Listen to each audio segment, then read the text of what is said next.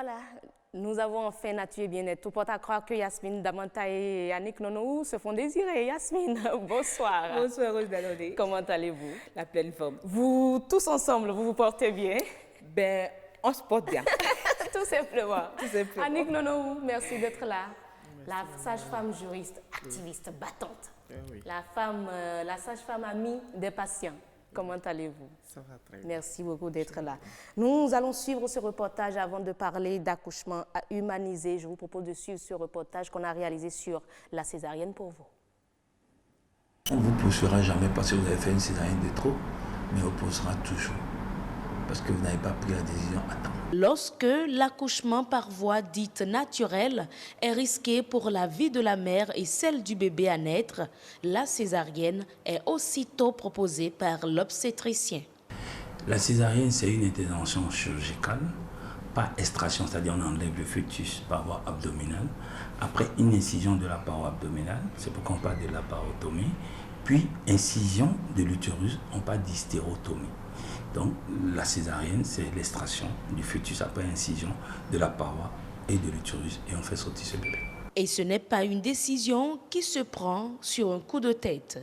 La césarienne est indiquée dans plusieurs cas, mais on va en citer 3. Il y a les césariennes programmées, les césariennes d'urgence et les césariennes de convenance. La césarienne est indispensable, mais c'est codifié. Il y a des indications. Donc si vous respectez les indications, le problème ne se pose pas. Parce qu'il y a des femmes, elles vont accoucher par voie. Il y a des femmes qui accouchent par voie naturelle plusieurs fois. Et une fois, elles accouchent par opération césarienne parce que l'indication est bien. Selon l'annuaire des statistiques de 2012, sur 385 873 naissances attendues au Bénin, 24 554 sont des césariennes. Un chiffre qui évolue notamment avec la mise en œuvre de la gratuité de la césarienne. Pour preuve, selon le journal de la Société de biologie clinique du Bénin, à l'hôpital de Sourouléré, la fréquence de la césarienne avant la gratuité était de 6% et en juillet 2010, de 37,02% après la gratuité. La césarienne serait aujourd'hui le premier choix que font la plupart des jeunes femmes enceintes, selon Dame Cyprien Lucie, aide aux parturientes depuis une vingtaine d'années. Il y a des gens qui ne veulent pas trop se gêner et préfèrent la césarienne. C'est ça. C'est à cause de ça qu'elles décident la césarienne. Les gens m'ont dit, bon, mais bien, préféré la césarienne, mon agbodje. Ils ont pas souffrance quoi. Il vaut mieux la voix basse, c'est bon. Parce qu'après la césarienne, il y a des gens qui n'ont pas de chance et peut-être par là, ils vont finir dire quoi. Donc il vaut mieux que ils souffrent de L'accouchement par césarienne, une décision prise par le corps médical, mais également par la femme enceinte pour plusieurs raisons. Grâce aux avancées dans le domaine médical, elle paraît aujourd'hui plus sûre pour la vie de la mère et celle du bébé, mais n'est toujours pas sans risque. Et voilà, selon l'une des intervenantes, par la césarienne, parfois certaines femmes, elles décèdent. Est-ce que l'accouchement humanisé va peut-être nous éviter les décès lors des accouchements? On aura toutes les informations. Yasmine, Annick, dites-nous tout. Merci Rose Danodé, amis téléspectateurs, bonsoir. Annick Nonohou, bonsoir. Bonsoir Madame la journaliste. Comme vous l'avez compris tout à l'heure, amis téléspectateurs, nous avons suivi un élément qui parlait de la césarienne. Oui. Mais au-delà de la césarienne, de l'accouchement par voie basse, il y a une autre forme d'accouchement, l'accouchement humanisé qui est peu connu. Mais moi, je me demande, comme Roca Kouinou, un de nos collègues le demandait, est-ce qu'il y a un accouchement qui n'est pas humanisé? Vous comprendrez pourquoi on dit accouchement humanisé. C'est pas que les autres ne sont pas humanisés, mais quand on dit humanisé, c'est que c'est pas moi je dois le dire. Je laisse Madame Nonohou le dire. D'accord, Annick, dites-nous. Alors, Annick Nonohou, dites-nous, c'est quoi l'accouchement humanisé? Je vous dirais tout simplement, quand on parle d'accouchement humanisé, il s'agit d'un accouchement fondé sur le respect des droits humains. Et quand on parle de respect des droits humains en salle de naissance, c'est le respect des droits et libertés individuelles de la parturiente, c'est-à-dire de la femme qui est en travail. Et ça dit que pour la césarienne, les droits ne sont pas respectés? Ah ben voilà. Je vous dirais qu'il y a la césarienne humanisée aussi. Beaucoup ne savent pas que la césarienne peut être humanisée.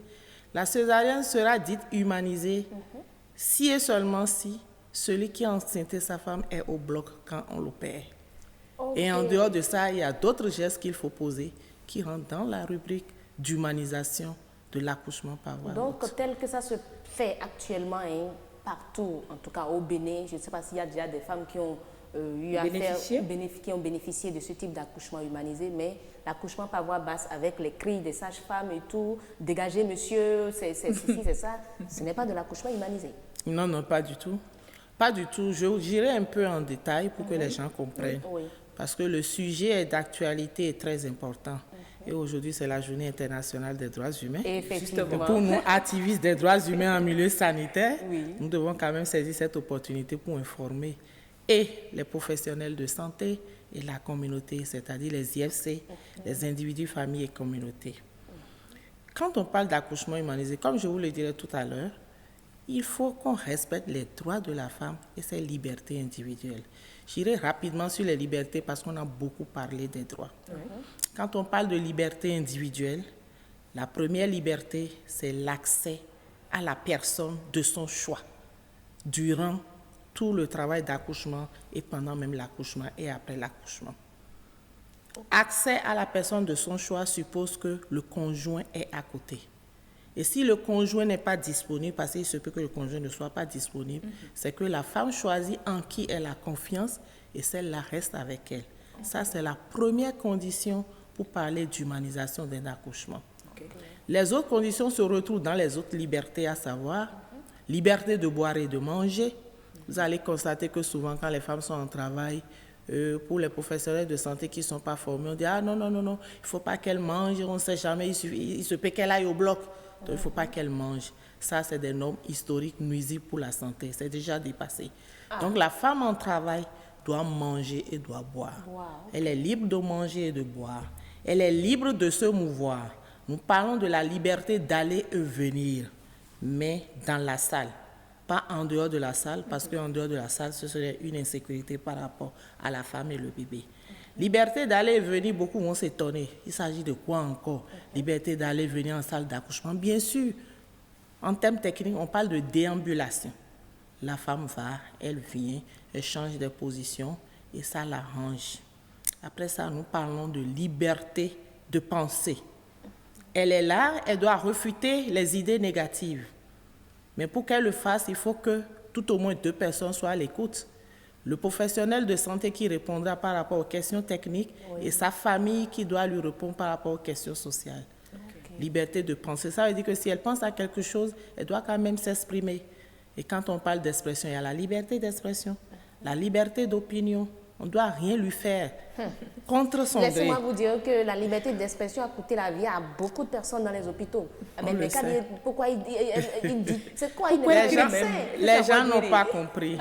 Que ça soit soignant, que ça soit soigné, et ces concepts sont méconnus et ça entraîne beaucoup de problèmes. Nous allons continuer toujours avec les libertés. Il y a la liberté de position pendant le travail d'accouchement, mais il y a la liberté de position pendant l'accouchement. Je suis libre d'accoucher dans la position que je veux.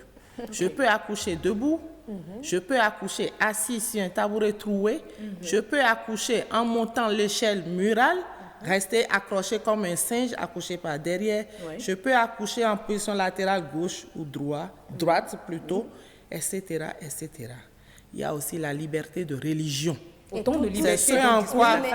Cette manière d'accoucher, là, déjà, cette différentes positions d'accoucher ne crée aucun problème pour le bébé qui va naître. Bien au contraire. Il a été, les recherches scientifiques, c'est-à-dire la littérature a prouvé que ce type d'accouchement réduit de 80% les décès évitables.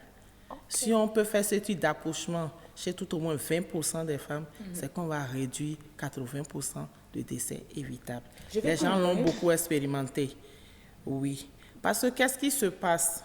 La femme qui est en travail et qui est stressée sera sujette à la sécrétion de beaucoup d'hormones qui vont perturber les relations physiologiques au sein de son organisme.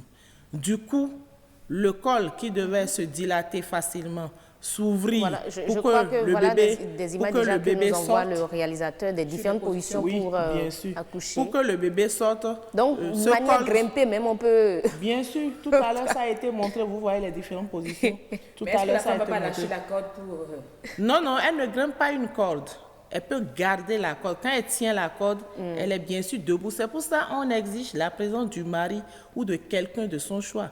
Tout ce que la femme fait doit être soutenu par quelqu'un de son choix. Soit son époux ou soit quelqu'un d'autre qu'elle a choisi. tout ça, Mais la- quand on parle d'échelle, l'échelle, ils ne l'ont pas montré peut-être avec le temps, ça va revenir. Oui. Quand on parle d'échelle, la femme grimpe l'échelle. Elle est accrochée comme un singe, elle accouche par le bas, la sage-femme récupère l'enfant par le bas. Et des femmes aiment le faire. Ça Et se fait déjà passe chez très vous bien. au Bénin. Ça se fait au Bénin. C'est justement Ça ce se que je fait au voulais Bénin, savoir. ça se fait à Omel, ça se fait dans beaucoup d'autres centres.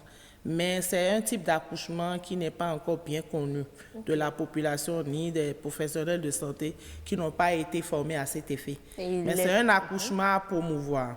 Et ça se prépare. Mais Il c'est la faudrait qu'on femme- insiste, c'est la il faudrait femme qu'on enceinte insiste. qui demande. Non, non, c'est un droit. J'en viens. Ok. Si on ne le dit pas, des femmes vont penser qu'on se lève comme ça seulement, on vient, on dit, bon, cet accouchement, Ok. je veux un accouchement humanisé. Ok. Ça ne se passe pas comme ça. D'accord. Pour faire un accouchement humanisé, il faudrait que ça se prépare déjà depuis la consultation prénatale. On parle de consultation prénatale recentrée. Et durant la consultation, vous savez très bien que quand la femme est enceinte, il y a le premier trimestre, il y a le deuxième trimestre, il y a le troisième trimestre. Le conjoint doit être intégré à cette prise en charge et doit connaître son rôle pendant la grossesse, son rôle pendant l'accouchement. Et quand on parle du rôle du conjoint, c'est là où nous parlons des concepts comme la psychophonie, l'autonomie. Quand on parle de psychophonie, c'est l'utilisation de la musique pour détendre la femme. La psychophonie se fait à la maison comme ça doit se faire à Ça l'hôpital. se fait réellement dans nos centres de santé? Oui, des sages-femmes ont démarré. Des sages-femmes utilisent le portable pour faire la psychophonie. Moi, j'en ai fait à Omel de 2013 jusqu'à 2015, au moment où on m'avait nommé. Donc, les sages-femmes le font. L'autonomie, nous parlons de méthode de tendresse. On ne peut pas parler de toutes les méthodes ici Je sur, ne refuse sur pas. ce On plateau. va insister sur des choses que les gens ne connaissent pas, Juste mais nous qui dire, aident. est-ce que à quel moment la patiente est informée qu'elle elle a droit informée, des elle est soins informée humanisés? durant la grossesse, pendant les CPN, parce que tous les matins, dans les centres, on fait les consultations. Entre 8h et 8h30, il devait y avoir des causeries matinales. Ok. Et les conjoints sont là, sont informés sur tous ces concepts. D'accord. Je profite pour dire aux gens que le miroir, parce que quand on passe dans les salles d'accouchement, on ne trouve pas le miroir, on trouve le miroir chez les coiffeuses. Alors que le miroir est très utile en salle d'accouchement. Bon, on va y revenir. Je veux bien vous savoir à quoi ça sert. C'est pour voir la position du bébé ou le visage, la physionomie de la femme enceinte quand elle veut accoucher. Il faut que nos téléspectateurs comprennent que l'accouchement humanisé, on y a droit. Il faut juste avoir l'information et Oui, demander et au besoin si c'est à sa possible. sage-femme si c'est possible d'en bénéficier. D'en bénéficier. Il n'y a Merci même beaucoup. pas question de Merci. demander si c'est possible. Toutes Merci. les femmes ont droit à ça. N'est-ce pas? Sauf s'il y a de Merci complications. beaucoup, Annick Nono. Je sais que vous avez assez de choses à dire sur le sujet. Et Yasmine, revenez, pourquoi pas. On va peut-être faire un forum sur le sujet pour avoir plus d'informations, 52 minutes sur le sujet. Merci beaucoup. Je sais quand même, mesdames et messieurs, que dans des hôpitaux, privés bien sûr, ici au Bénin, seul le mari a droit de couper le cordon ombilical du bébé.